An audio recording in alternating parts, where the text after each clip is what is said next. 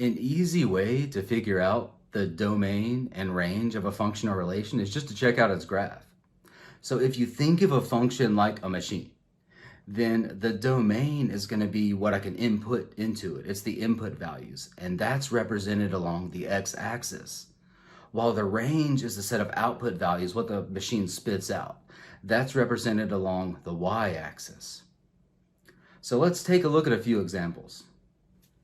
Here's the graph of a function.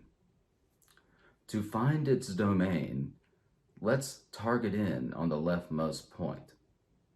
Notice how that happens at x equals to -3. And it goes on forever to the right. So the domain is all x values greater than or equal to -3.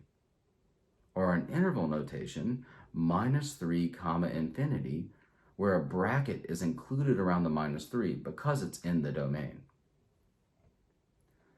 Now, to find the range, we look at the bottommost point, the lowest point.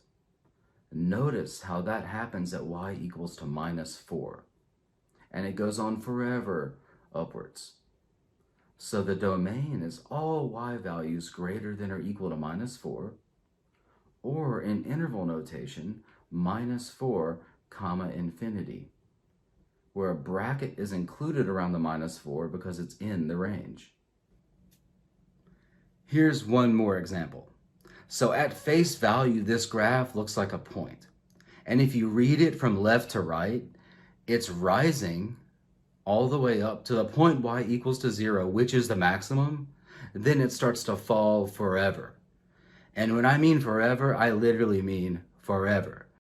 But just mathematically, you can see as far as the domain is concerned, that's all x values. I can input all x values into it.